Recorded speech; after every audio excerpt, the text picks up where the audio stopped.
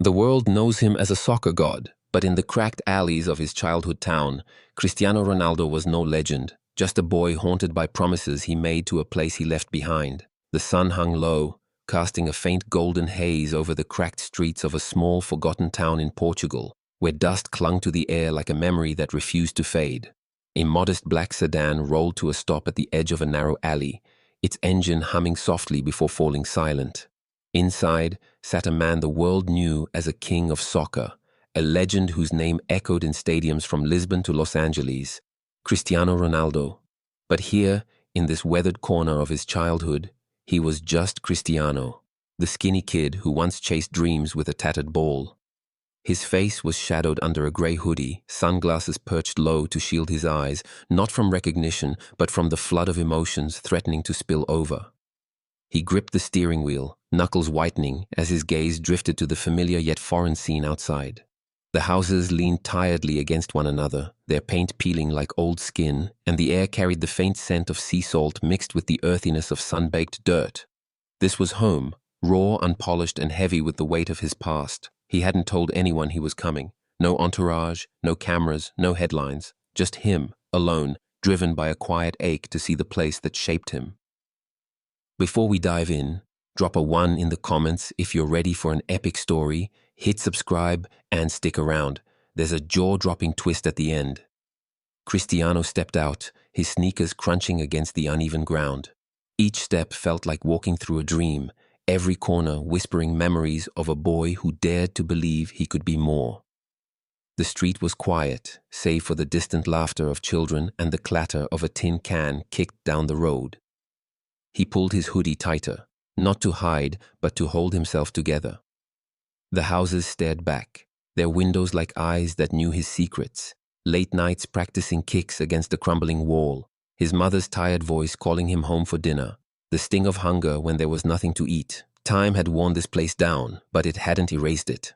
He stopped at a rusted gate, its hinges groaning under years of neglect. This was where he used to slip through to play, dodging chores to chase a ball with friends who were now ghosts in his memory. His chest tightened. He could almost see himself, small, barefoot, grinning despite the odds stacked against him. Further down the street, a small shop stood, its faded sign barely legible. Mercado do Joao. The memory hit him hard, sneaking in to buy a cheap soda with coins he'd scrounged, the owner winking as he slipped an extra candy into Cristiano's hand. He walked on, his steps slow, deliberate, as if afraid to disturb the past.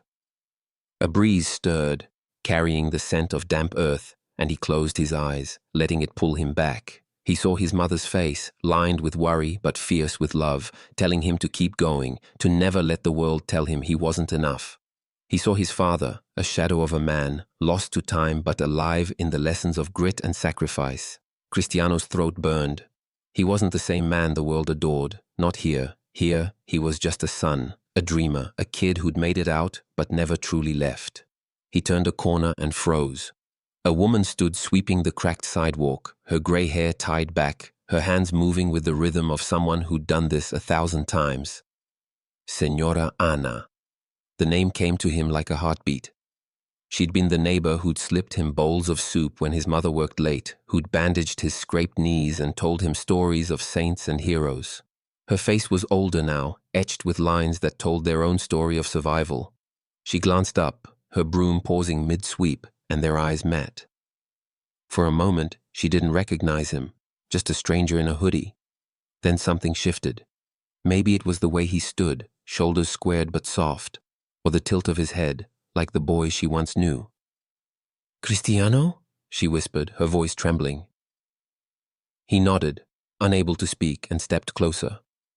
The broom clattered to the ground as she rushed to him, her arms wrapping around him in a hug that smelled of soap and home.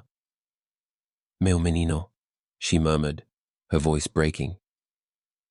"You came back." He held her tightly, his own eyes stinging. The embrace was a bridge across years, connecting the man he'd become to the boy he'd been. Senora Ana pulled back, cupping his face with weathered hands, her eyes searching his. "You're still you," she said, half laughing, half crying. "Still my Cristiano." He smiled, a rare, unguarded smile, and for a moment, the weight of the world, stadiums, trophies, expectations, melted away. They stood there, rooted to the spot, as memories poured out. She talked of the old days, of how he'd run through the streets, ball at his feet, dodging dogs and potholes. He listened, nodding, his heart swelling with gratitude and guilt. He'd sent money over the years, called when he could, but it wasn't the same as being here, feeling the ground beneath his feet, seeing the cracks in the walls that held his childhood. As they spoke, a figure lingered at the edge of the street, watching from the shadow of a sagging fence. Miguel, a lanky teenager with a faded Ronaldo jersey, stood with his arms crossed, his dark eyes narrowed.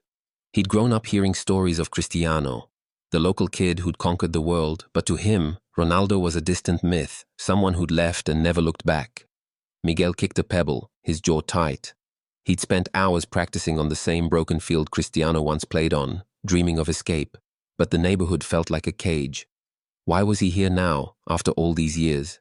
Miguel didn't approach, didn't call out. He just watched, torn between awe and resentment, as Cristiano laughed softly with Señora Ana, oblivious to the boy's gaze. Cristiano said goodbye to Ana, promising to return soon, and continued his walk.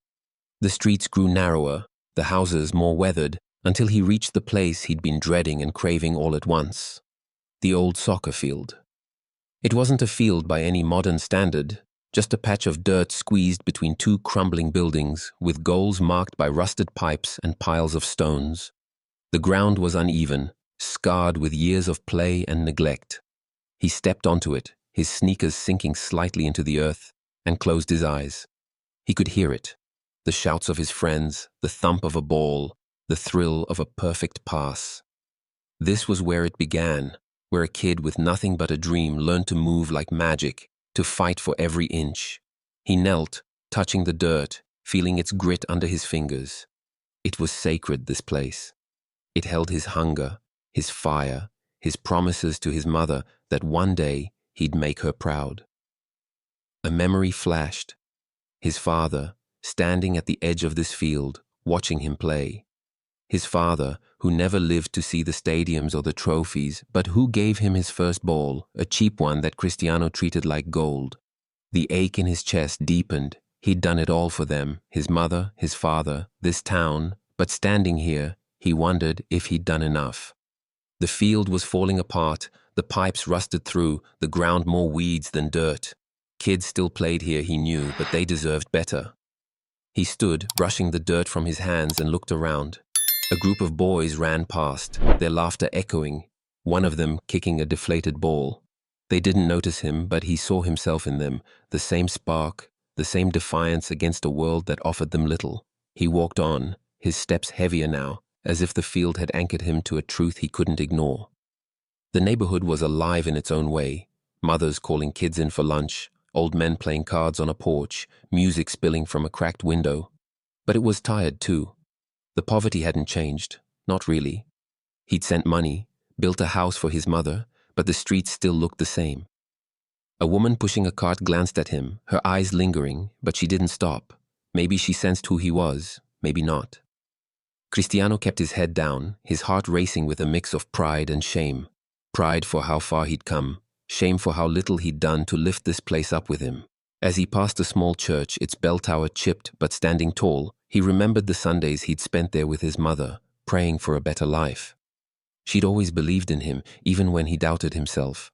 He could still hear her voice, fierce and unwavering. "You're going to be great, Cristiano. Don't let anyone tell you different." He stopped, his breath catching. He'd made her proud, hadn't he? The houses, the cars, the trophies. He'd given her everything he'd promised. But standing here, surrounded by the echoes of his past, he felt a new kind of hunger, not for goals or glory, but for something deeper, something that could touch this place the way it had touched him. A shout broke his thoughts. Across the street, Miguel was leaning against a wall, his eyes locked on Cristiano. The boy's stare was sharp, almost accusing, but there was something else in it. Hope, maybe, buried under layers of doubt. Cristiano nodded at him, a small gesture, but Miguel didn't nod back. Instead, he turned and walked away, his hands shoved deep in his pockets. Cristiano watched him go, feeling the weight of that unspoken challenge. This place hadn't forgotten him, but it hadn't forgiven him either. Not yet. He turned back toward Senora Anna's house, the sky now bruised with the colors of dusk. The day had been quiet, but it had shaken something loose inside him. A need to return, not just in body, but in spirit. As he walked, the streets seemed to whisper, not just memories, but a call to do more, to be more, for the place that had given him everything. The morning light crept through the tattered curtains of Senora Anna's small living room, painting the chipped walls with soft streaks of gold.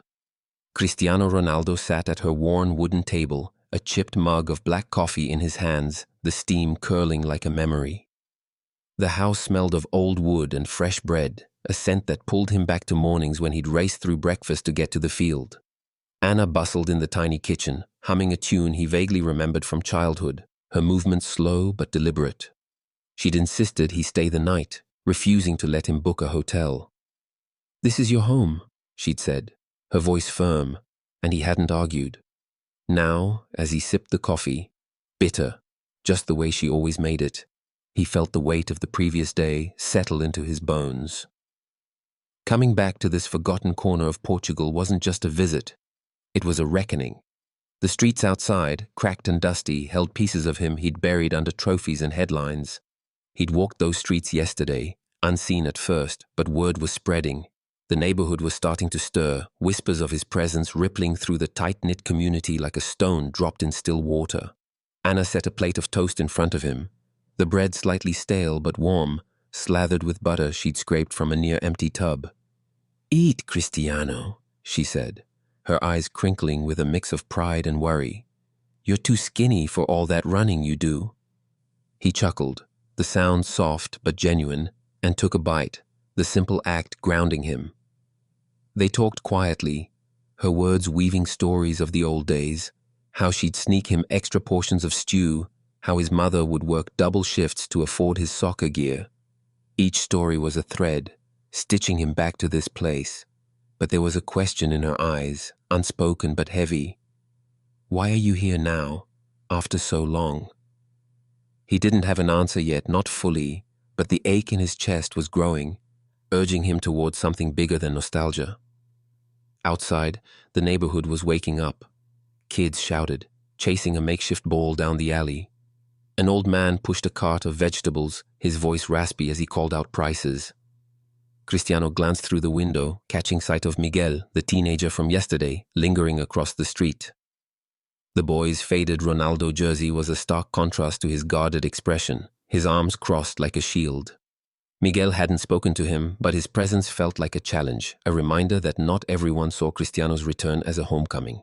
To Miguel, he was a symbol of what could be, but also a reminder of what felt out of reach. Cristiano set his mug down, his jaw tightening. He wanted to talk to the kid, to understand that look in his eyes, but he didn't know how to start. Not yet. He stepped outside, the morning air cool against his skin. Anna's porch was a small concrete slab, cluttered with potted plants that somehow thrived despite the cracked soil. He pulled his hoodie up, more out of habit than necessity, and started walking. The streets were busier now, faces turning as he passed. A woman hanging laundry paused, her hands frozen on a wet shirt, her eyes narrowing as if trying to place him. A group of kids stopped their game, staring, one whispering to another, "Is that him?" Cristiano kept his head low, offering small nods, his lips curving into a half smile that didn't quite reach his eyes. He wasn't ready for the spotlight, not here. This wasn't a press conference or a stadium. This was personal. He found himself back at the old soccer field, the dirt patch that had been his first stage. It looked even worse in daylight. Ruts deeper, weeds thicker, the goalposts sagging like tired soldiers. But it was alive. A group of kids, no older than 10, were playing, their shouts sharp and joyful. One boy, scrawny with wild hair, dribbled a half-flat ball, dodging a friend with a move that made Cristiano's heart skip. It was like watching himself, years ago when the world was just this field and the dream of something bigger. He leaned against the fence, watching, unnoticed at first. The kids were good, raw but talented, their laughter cutting through the morning haze. Then one spotted him, freezing mid-kick. "Yo, that's Ronaldo!" the boy yelled, and the game stopped. Eyes widened, mouths dropped. Cristiano raised a hand, waving them off lightly. "Keep playing," he said, his voice low but warm. "Show me what you got." The kids hesitated, then erupted into action, showing off with clumsy tricks and wild shots, their energy infectious. Cristiano smiled, a real one this time, feeling the game's pull, the simplicity of it. He stepped onto the field, joining them without thinking.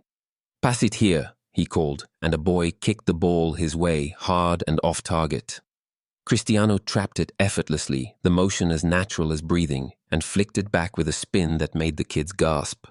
They cheered, crowding around, begging him to do more. He obliged, juggling the ball, showing them a quick step over, laughing as they tried to mimic him. For a moment, he was one of them again. No fame, no pressure, just a guy playing ball. But as he watched them chase the ball with torn sneakers and no proper goal, the joy faded. This field, this game, was all they had. It wasn't enough. From the corner of his eye, he saw Miguel watching from a distance, his expression unreadable. Cristiano nodded at him, but the boy turned away, kicking at the dirt. Something about Miguel's defiance stuck with him, like a splinter. He thanked the kids, promising to come back, and walked toward the edge of the neighborhood, where the houses grew sparser and the air heavier with the scent of salt from the nearby sea. That's when he heard a familiar voice call out, "Cristiano, is that you?" He turned to see Senor Paulo, a wiry man with gray hair and a limp leaning on a cane. Paulo had been the coach at the local youth club, the one who'd given Cristiano his first real soccer ball, not the plastic ones he'd kicked around before.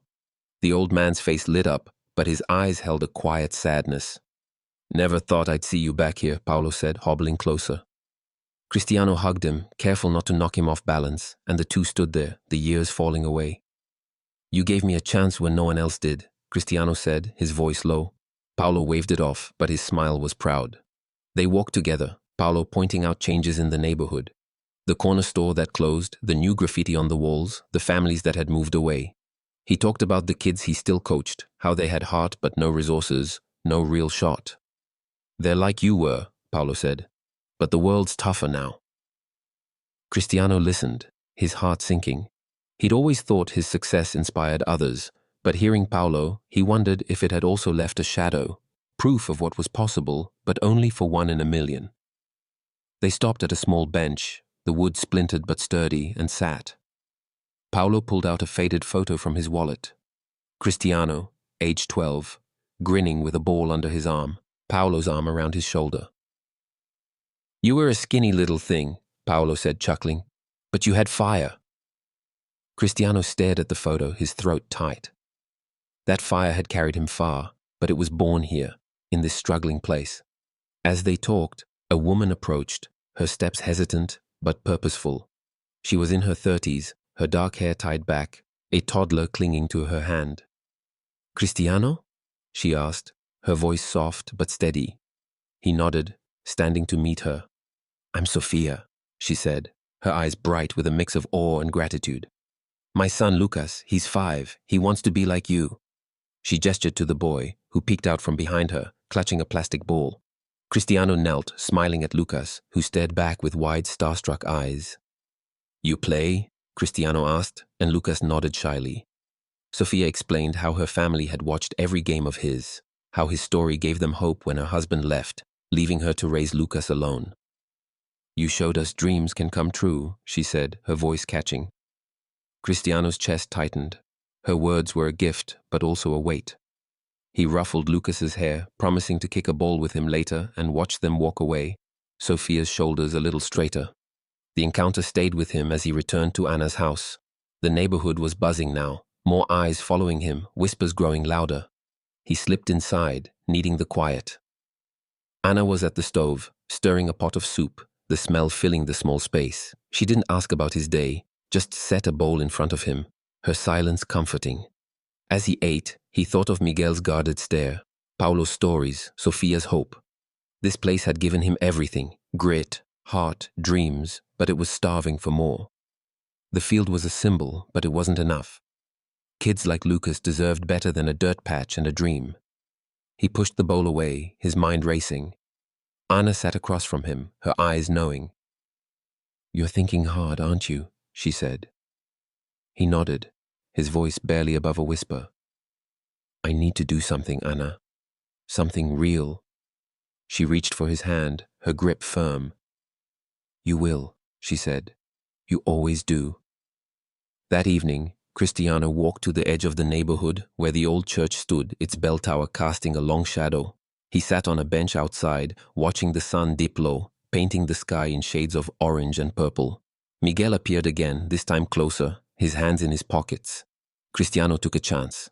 Hey, he called, keeping his tone light. Miguel stopped, hesitant, then walked over, sitting at the far end of the bench. Why'd you come back? Miguel asked, his voice sharp but curious. Cristiano leaned back, choosing his words carefully. Because this place made me, he said, and I owe it. Miguel scoffed, but his eyes softened. You left, made it big. Why care now? Cristiano looked at him, seeing the boy he'd been, angry, hungry, scared to hope. I never stopped caring, he said. I just got lost for a while. Miguel didn't respond, but he didn't leave either. They sat in silence, the weight of the moment settling between them. As night fell, Cristiano returned to Anna's, the stars bright above the quiet town. He lay on the lumpy couch, unable to sleep, his mind alive with ideas. The field, the kids, the stories, they were all pieces of a puzzle he was starting to see. He wasn't just here to remember. He was here to rebuild. Something was taking shape, something bigger than himself. He closed his eyes, hearing the echo of a ball against the dirt, the laughter of kids, the faith of people like Anna, Paolo, and Sofia. And somewhere in that sound, he heard his own voice, young and fearless, promising to make things right. The dawn broke over the small Portuguese town with a quiet intensity, the sky streaked with pink and gold, as if it knew something monumental was stirring. Cristiano Ronaldo stood at the edge of the old soccer field, his breath visible in the cool morning air, his eyes fixed on the cracked dirt that had once been his universe. The field looked different now, not just because of the weeds or the rusted goalposts, but because he saw it through new eyes, ones that carried a vision beyond nostalgia. Last night, in Senora Anna's cramped living room, her words had ignited a fire in him. Give back, Cristiano. That's what makes a man. Those words echoed now, blending with the laughter of kids from yesterday's game, the guarded hope in Miguel's eyes, the quiet gratitude in Sofia's voice. He'd built a career on goals and glory, but here, in this weathered corner of his past, he felt a new kind of ambition, not to win, but to create something lasting. He pulled his hoodie tighter against the chill, his sneakers sinking into the soft earth, and made a silent promise to this place. He would give it the chance it had given him. Back at Anna's house, the smell of fresh coffee greeted him, grounding him in the familiar. She was already up, stirring a pot of oatmeal, her face soft but expectant. You didn't sleep much, she said. Not a question, but a fact. Cristiano nodded, sitting at the table, his hands wrapped around a warm mug. I've got an idea, he said, his voice low but steady. A big one. Anna raised an eyebrow, setting a bowl in front of him. Tell me. He leaned forward, his words spilling out like a plan he'd been building in his heart. I want to build something here, a center for the kids, a real field, classrooms, a kitchen, a place where they can learn, play, dream. Somewhere they don't have to fight the way I did. Anna's eyes softened, but she didn't interrupt. I want it to be theirs, he continued. Not just my name on a building, but a place that feels like home. She reached across the table, squeezing his hand. That's your heart talking, Cristiano. Listen to it. He spent the morning walking the neighborhood, his mind racing with possibilities. The field was the heart of it, but he saw more. A library with books that sparked imagination, a kitchen where families could learn to cook and earn, classrooms for skills beyond soccer. He stopped at a vacant lot near the field, a tangle of weeds and broken concrete where an old house once stood. It was perfect, not too big, not too far from the heart of the community. He pulled out his phone and called his manager, his voice firm. I need you to help me build something, he said. Not a brand, not a deal, a legacy. His manager, used to contracts and endorsements, hesitated. "You're talking about a community center? Here?" Cristiano's response was simple. "Hope. I'm building hope." Word spread fast. By midday, the neighborhood buzzed with whispers. "Ronaldo's doing something big," a shopkeeper muttered, sweeping his stoop. Kids ran through the streets, shouting about a new field. But not everyone was convinced. At the local cafe, Cristiano overheard grumbles. Older men doubting it would happen, saying he'd leave like he did before. The skepticism stung, but he understood it. He'd been gone too long, a distant star in a place that felt forgotten. He needed to prove he was here to stay, not just in body but in spirit. He sought out Senor Paolo, finding him at the youth club, sorting through a box of old soccer balls. "You sure about this?" Paolo asked, his eyes sharp but kind. Cristiano nodded. "I've never been surer." Paolo clapped him on the shoulder. "Then let's make it real, but you'll need the people with you." Cristiano knew Paolo was right. This couldn't be his project alone. It had to belong to the neighborhood. He started with Sofia, knocking on her door that afternoon. She opened it, Lucas peeking out from behind her, his plastic ball clutched tight. "I need your help," Cristiano said, explaining his vision. Sofia's eyes widened, but she nodded, her voice steady. "The kids here, they need this, but they need to feel it's theirs." She agreed to rally the mothers, to gather ideas for what the center should be. Lucas tugged at her hand, whispering, "Can I play there, Mama?" Cristiano knelt, grinning. "You'll have the best field in town, kid." Lucas's smile was a spark, fueling Cristiano's resolve. Next, he tracked down Miguel, finding him at the edge of the field, kicking stones into a ditch. The teenager looked up, his expression guarded. "What do you want?" he asked, his tone sharp. Cristiano didn't flinch. "I'm building something here, a place for kids like you. I need you to be part of it." Miguel scoffed, but his eyes betrayed curiosity. "Why me? You don't know me." Cristiano stepped closer, his voice low but firm. "I was you, angry, dreaming, stuck. You've got fire, Miguel.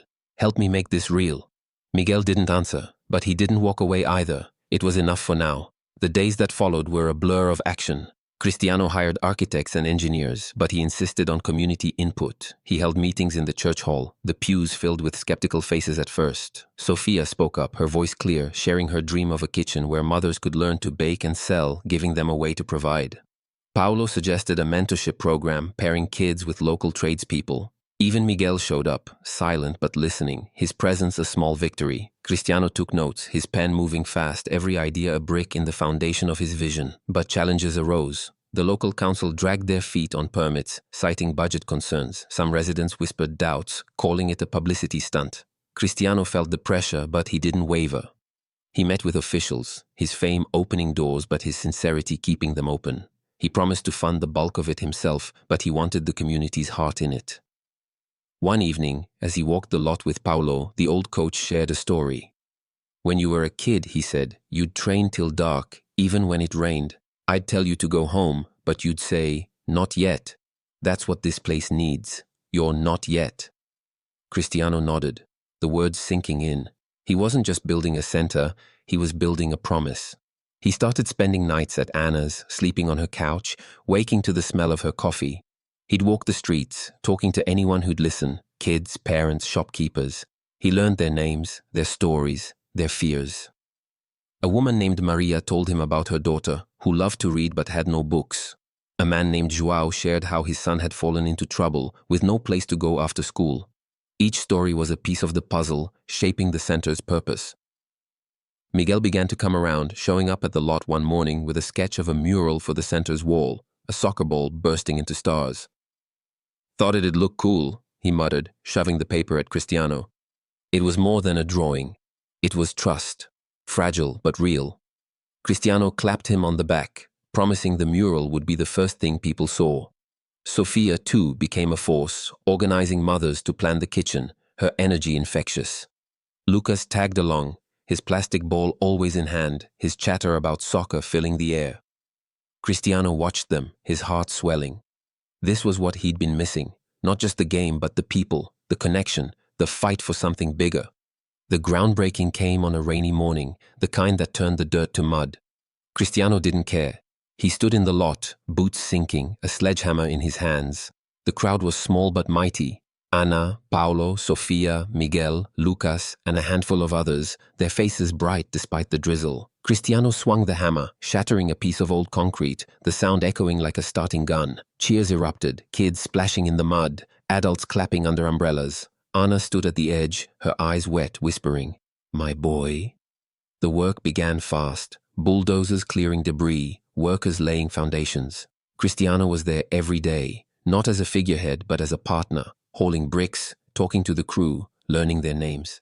He insisted the field keep its raw charm, dirt, not turf, with goals that looked like the ones he'd played on. The center, named the Ronaldo Dream Center, was taking shape, not just in concrete, but in the community's growing belief.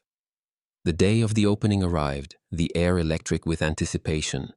The neighborhood transformed, streets swept clean, kids in their best clothes, homemade banners strung across lampposts reading "Thank you, Cristiano" and "Dreams start here." The center stood proud, modest but alive, a field with fresh goals, a small building with classrooms, a kitchen smelling of baked bread, a library with shelves of books donated by Cristiano's contacts. A mural of Miguel's stars gleamed on the wall, bold and bright. Cristiano arrived in a plain white shirt and jeans, no fanfare, just a man coming home. The crowd, hundreds now, gathered under a tent, their faces a mix of pride and disbelief. Sofia stood with Lucas, who clutched a new soccer ball, a gift from Cristiano. Miguel was there, his posture less guarded, a shy smile breaking through. Ana and Paulo sat in the front, their eyes shining. Cristiano took the microphone, the crowd falling silent. He looked out, his voice steady but thick with emotion. "This place made me," he said. "Every kick, every dream, every fight. It started here, with you. I left with a ball and a promise to my mom, my dad, to make them proud. But I'm not done. This center, it's for you, for your kids, for their dreams." He paused, his eyes finding Lucas, then Miguel. "My dad didn't live to see this, but I feel him here. This is for him too." The crowd erupted, applause mingling with tears. He cut the ribbon, the crowd surging forward, kids racing onto the field, their laughter a melody of hope. Cristiano stepped back, letting the community take over.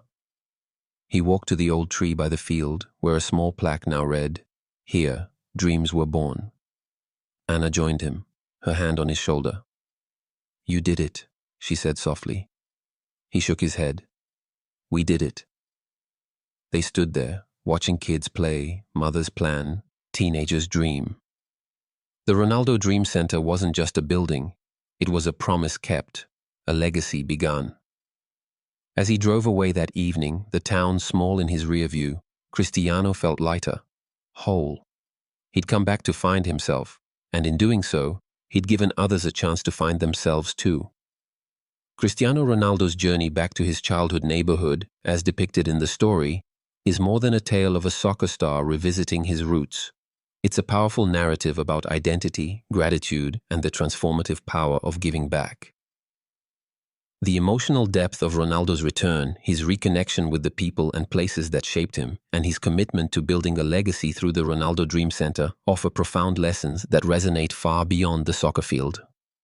As I reflect on this story, I find myself moved by its themes of humility, resilience, and responsibility, and I see clear takeaways that can inspire and guide us in our own lives. One of the most striking aspects of Ronaldo's story is his humility in returning to a place that many would leave behind. Despite his global fame, wealth, and accolades, Ronaldo walks the dusty streets of his hometown in a hoodie, not as a celebrity, but as a son of the community. His quiet interactions with Señora Ana, Señor Paulo, Sofia, and Miguel reveal a man who hasn't forgotten where he came from. This humility teaches us that no matter how far we go in life, our roots remain a vital part of who we are. In a culture that often celebrates individual success and forward momentum, Ronaldo's story reminds us to stay grounded. We can apply this by honoring the people and places that shaped us, calling a mentor to say thank you, visiting a childhood home, or simply acknowledging the sacrifices others made for us. Humility keeps us tethered to our humanity, ensuring we don't lose ourselves in the pursuit of success. Another key lesson is the power of resilience, both in Ronaldo's past and his present. The story paints a vivid picture of his childhood, kicking a tattered ball on a broken field, facing poverty and dreaming big despite the odds. That same resilience drives him now as he tackles the challenges of building the Dream Center, from bureaucratic red tape to community skepticism. Ronaldo's determination to push through obstacles, fueled by a deep sense of purpose, is a reminder that resilience isn't just about surviving hardship. It's about using those experiences to fuel meaningful change. In our lives, we face our own fields of cracked dirt, setbacks at work, personal struggles, or dreams that seem out of reach. Ronaldo's story encourages us to channel that grit into action, whether it's starting a new project, mending a relationship, or pursuing a goal others doubt. Resilience isn't about never falling, it's about getting up with a purpose. The story also underscores the importance of community and collective effort. Ronaldo doesn't build the Dream Center alone. He enlists Sofia's organizational skills, Miguel's creativity, Paulo's wisdom, and the community's input. This collaboration transforms a personal vision into a shared legacy, showing that real change happens when we work together. In our fast-paced, individualistic society, it's easy to focus solely on personal goals, but Ronaldo's story challenges us to invest in our communities. We can apply this by volunteering at a local school, supporting a neighbor in need, or joining a cause that uplifts others. Building something lasting, like Ronaldo's center, requires us to listen, learn, and lean on those around us, creating bonds that strengthen everyone involved. Perhaps the most poignant lesson is the responsibility to give back. Ronaldo's return isn't just about nostalgia, it's about recognizing the debt he owes to the people who believed in him. Ana, who fed him, Paulo, who coached him, his parents, who sacrificed for him. His decision to build the Dream Center is a powerful act of gratitude, not just for his own success, but for the community that made it possible. This resonates deeply in a culture where success is often measured by personal gain. Ronaldo's story asks us to redefine success as the impact we have on others. We can live this lesson by mentoring someone younger, donating to a cause, or using our skills to solve a problem in our community. Giving back doesn't require fame or wealth, just a willingness to share what we've gained, whether it's time, knowledge, or love. Finally, Ronaldo's story teaches us about legacy. The Dream Center isn't just a building, it's a symbol of hope, a place where kids like Lucas and Miguel can dream without the barriers Ronaldo faced. By dedicating it to his late father, Ronaldo shows that a legacy is about honoring the past while building for the future. This challenges us to think beyond our lifetimes. What will we leave behind? A kind word that inspires someone, a project that outlives us, a family strengthened by our love? Ronaldo's story pushes us to act with intention, creating something that endures, whether big like a community center or small like a moment of kindness. Applying these lessons to my own life, I'm inspired to take small but meaningful steps. I plan to reach out to a teacher who believed in me, to volunteer at a local youth program, and to start a project that brings people together, even if it's just a neighborhood book club. Ronaldo's story shows that change starts with one person's vision but grows through collective heart. It's a call to be humble, resilient, and generous, to build bridges back to our roots and forward to a better world. If this story of Cristiano Ronaldo's journey moved you as much as it did me, hit that like button to show your support. Share this video with your friends and family to spread the inspiration. And don't forget to subscribe and ring the bell so you never miss another story like this. Drop a comment below. Tell us what you'd do if you could give back to your community, or share a lesson you learned from Ronaldo's return. Let's keep the conversation going and build a community of dreamers and doers right here. Thanks for watching, and we'll see you in the next video.